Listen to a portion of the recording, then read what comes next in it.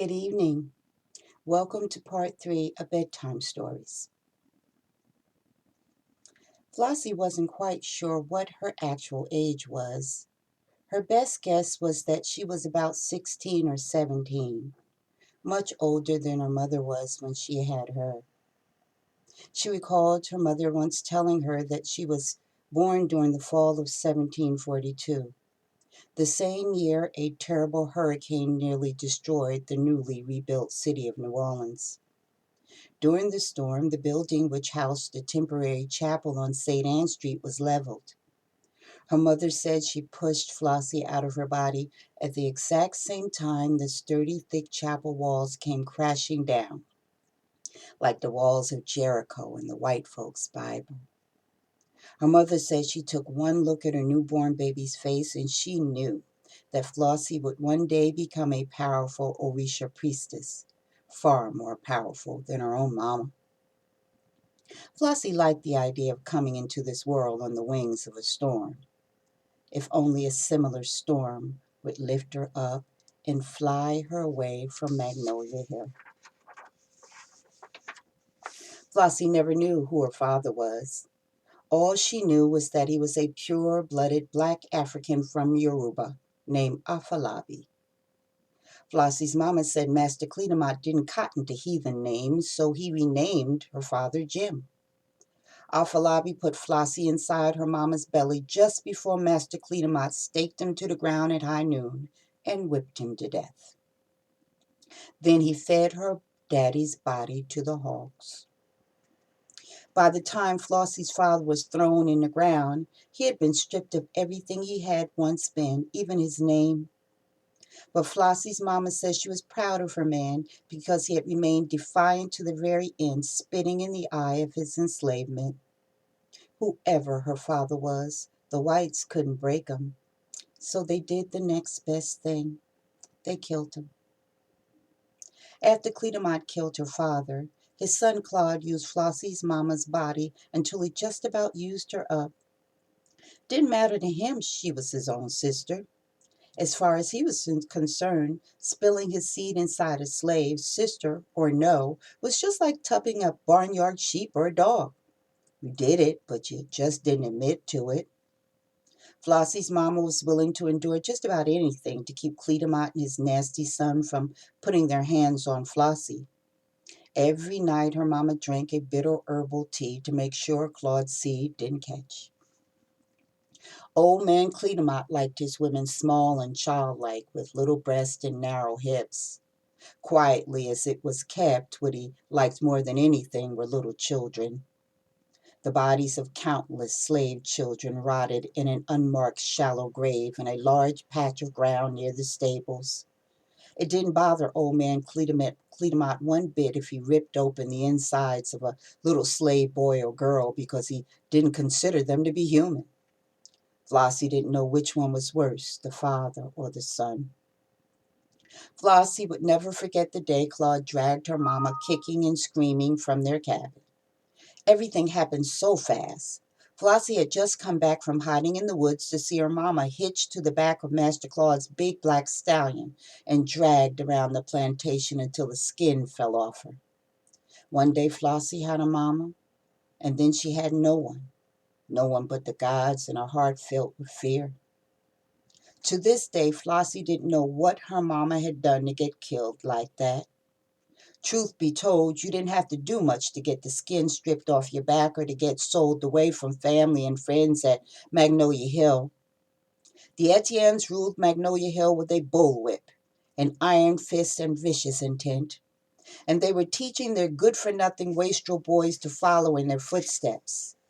If only the mistress had taken that last one with her when she departed this life, the life of half the slaves in St. John the Baptist parish would be exceedingly better. Flossie would never see her mama again on this side of creation, but she was thankful that her mama had taught her all she knew about herbs, midwifing, conjuring, and the Orisha gods before her spirit flew away. Flossie would appeal to the gods to shield her mother in a wall of protection wherever she might be. Flossie's mama wasn't gone one full day before Claude started sniffing around her like a randy dog. Flossie did her best to stay out of his way. Knowing it was but a matter of time before he struck, she had the foresight to slip a little chaste tree berry, better known as monk's pepper, in the bourbon whiskey he favored. Claude was a drunk, so he ingested a healthy portion of the herb each night. Try as she might to avoid him, one afternoon Claude managed to corner her alone in the hallway outside his son Julian's chambers. They grappled as he pulled her into one of the unoccupied bedchambers, pushed her against the wall, and pulled her skirts up around her waist. She pleaded with him to stop, but he was like a man possessed. Her pleas only seemed to anger him. When he told her, "Gal, I'll slit your black throat and feed you to the hogs if you don't stay still," Flossie knew he meant it. Claude had the fattest hogs in St. John the Baptist parish. As bad as things were, she was not yet ready to die. The gods were with her. Over time, her powerful concoction of monk's pepper had built up in Claude's bloodstream and was racing through his system even as he was unbuckling the thick belt holding up his trousers. Try as he might, he couldn't get his manhood up. Flossie had dosed him with enough chaste tree berries so that he wouldn't be able to get his manhood up even if it was propped up on a board with twine wrapped around it. Fear of her next encounter with Master Claude was what prompted Flossie to brave the perils of the swamps to get to her hidden altar. The flimsy door to Flossie's cabin creaked as she tried to quietly pull it shut behind her. She held her breath for a moment, making sure her late-night surreptitious departure was not observed by anyone in the slave quarters. She scanned the row of ramshackle cabins, taking in her surroundings with eyes as big as owls and as sharp as an eagle. Word of unusual behavior on Slave Row had a way of spreading like poison ivy in the woods. All she needed was for one person to see her doing something she had no business doing, and she would be done for. The white of her simple coarse linen skirt and top made for a sharp contrast to her smooth milk chocolate complexion and the inky darkness of the night. The baleful sound of a lonely night owl cut through the darkness, reminding her that she was never alone. She sent up a silent prayer that Oludemere's creatures would watch over her on this night as they had on all the other nights she had managed to slip away from the slave quarters to pay homage to the gods. Flossie clutched a heavy black sack close to her chest as she beat a hasty retreat down the length of Slave Row with the sound of crickets playing background music to the soft fall of her bare feet. She was spurred on by the cries of the spirits who only came out at night, the restless souls of those who had died at the hands of the whites on the hill. Having no desire to join them, she ran for all she was worth, widening the distance between the plantation and the woods. Cledemont Etienne was Flossie's granddaddy, but that wouldn't save her. She got caught away from the cabin while practicing Obeah. He'd skin her alive and make every slave on the plantation watch. She didn't have a minute to lose. Before long, the merciless sun would cover the moon and daylight would wake the sleeping giant of Magnolia Hill. Under cover of darkness and led by the bright light of the full moon, Flossie ran barefoot through the wooded area outside the boundary line of the plantation. She was an Orisha priestess. Her altar and a small patch of dangerous herbs she'd planted nearby were hidden behind a veil of weeping willow trees, where the swamp met the northwest boundary of Magnolia Hill's property. If the altar or the herbs were ever found, Flossie's life wouldn't be worth a halfpenny. Few had the courage to venture past the buffer of trees that separated Magnolia Hill from the mysterious secrets of the dark fog-shrouded swamp, and even fewer would do so in the dead of night. Whites and slaves alike were afraid of the fierce fighting Maroons who were rumored to have a large camp deep in the heart of the swamps. The Maroons were escaped slaves who would slit the throat of anyone who dared to threaten their hard-won freedom. Since New Orleanians were superstitious by nature, they were even more fearful of spirits that some said came alive at night looking for souls to feed on. If Flossie chanced upon a maroon during one of her nocturnal visits to the mouth of the swamp, she would willingly go with him or her. That is, if they didn't kill her on the spot. Better to take her chances with a runaway slave than to remain at the mercy of the Etiennes. She was not afraid of the Maroons, nor was she afraid of any spirit that walked the night. The dead can't hurt you, but the living damn sure can, she thought. In Flossie's world, the whites were her enemies. She may not be fearful of spirits, but she was afraid of that blonde-haired, gray-eyed devil, Claude Etienne, and his sire. The whites had already taken her mother from her. They killed her father before she even been born, and they'd taken a large part of what was left of her self-respect as well, working her from sun up to sundown with just enough food to keep her from starving to death. She'd eaten well when she worked in the big house, but things were different now that she was in the fields. If it weren't for that little patch of garden she maintained behind her cabin and what she could steal from the scraps thrown out from the big house, she would have starved to death. Flossie was not willing to give up anything else to the Etiennes, not if she could help it, and especially not the precious jewel between her thighs. Nor would she pretend to hand over her passion to her enemies as her mother had been forced to do. Tonight she would give a blood offering to Yemaya for protection against the Etiennes, both junior and senior. She would place her fate in the hands of the gods. As she ran through the woods with her light cotton skirts billowing behind her, she laughed to herself, remembering the spectacle Master Claude made of himself, panting like a bitch in heat with his face as red as the beet-steak tomatoes in the garden behind her cabin. Claude had tried everything in his power to shove his pale, limp member inside Flossie's unwilling body to no avail. In a fit of anger and frustration when his man root wouldn't get hard, Claude Etienne beat the living daylights out of Flossie. He wasn't done with her after the beating. Just for spite, Claude sent Flossie to work out in the field, knowing full well that the back-breaking work would be a slow, cruel death. Mayhaps she should count herself fortunate he didn't kill her outright, though it may have been kinder to do so. But the Etiennes didn't know what kindness was. As she broke through the small clearing where she'd erected her altar to the Orisha gods, she raised her hand to her cheek.